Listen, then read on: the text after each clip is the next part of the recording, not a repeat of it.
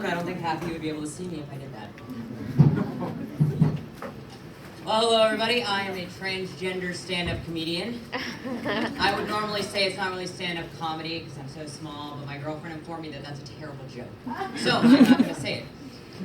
Alright guys, well, since it is National Coming Out Day, I decided to do a set of jokes on coming out. Now, when I came out, I'm about 3 years on testosterone. I came out about 5 years ago, maybe a little bit less.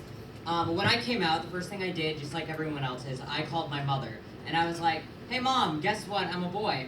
And she's like, oh my god, you're so funny. And I was like, no mom, I'm serious. And my dad's in the background like, he's so funny looking. And I'm like, thanks dad, but no, I'm serious, I'm a boy.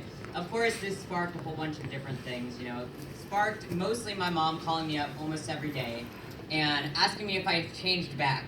And she has done this for years. And I think she's kind of okay with me being transgender at this point.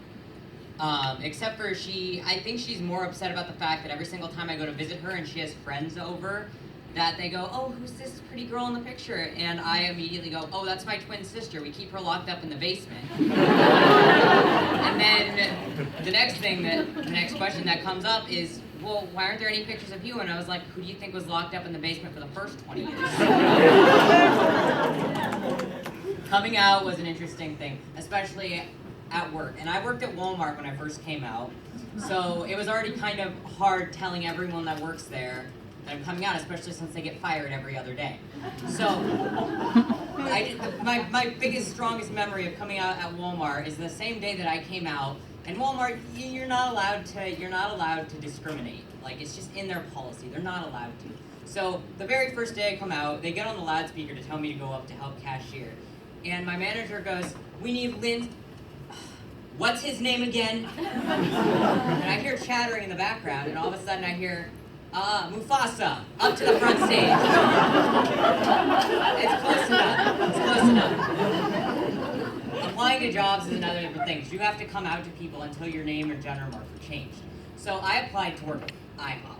Love IHOP, don't get me wrong, I love it. I applied to work at IHOP, and then I applied in Kansas. So I call up the manager, and when I talk on the phone, I talk deep so they don't think I'm a girl. And so I call up the manager says, okay, come in for an interview. I walk in for an interview. As soon as I walk around the door, he goes, oh, thank God. I was like, what? He's like, your name is Simba. I expected this big man coming in with this like big accent about ready to pull me. You're just this little gay guy. And I was like, well, first of all, I'm not gay unless your name's Franco. Okay? Working at IHOP is great though, especially with the name Simba, because I can go up to just about any table and be like, hey, my name is Simba, and they're like the Lion King? And I'm like, thank you very much. I'm like exactly like the Lion King. They're like, say Hakuna Matata. Like, I'm not Matthew Broderick, but yes, Hakuna Matata. They're like, here's $1. So I've debated on becoming a stripper just so I can go up to someone and be like, hey, my name is Simba, give me $1. No, I'm too hairy to be a stripper, probably because my name is Simba. When I came out to my roommates, it wasn't much of a shock to them, because my roommates knew me for at least 5 or 6 years. So I come out to my roommate, and the first thing my roommate Allie goes, she goes, what stupid name did you pick? What stupid character did you pick yourself to be named after? And I was like, Simba. She's like, are you sure you don't want to be Courage the Cowardly Dog? It's like, I guess, if you want to call me that. It's a boy name, right? She's like, I'm not going to call you that. So every single time I've come out, I've had to not only explain that I'm transgender, but I've also had to explain that my name is Simba, which has gotten a couple different reactions. Some people ask me things like, oh, so you're transgender and your name is Simba. Does that mean you're actually turning into a lion? And I say, no, that would be fantastic. That would mean I wouldn't have to waste a whole bunch of money on making myself a fursuit, but no, I'm not. The next question is, so your genitals, are they like, do you have a lion dick? Like, not even, do you have a dick? Do you have a lion dick? Yes, actually, it's great. Yeah, I bought it. $60. That's the best thing about having sex with a transgender man, though, is that we can literally have any dick. We're like a Ken doll. If you want one dick, you can have one dick. If you want 2 dick, red dick, blue dick, it doesn't matter. You can have any dick you want from a transgender man. And it's just fantastic. You know, my ex, she was really into some kinky stuff. So her favorite dick was this giant horse dick.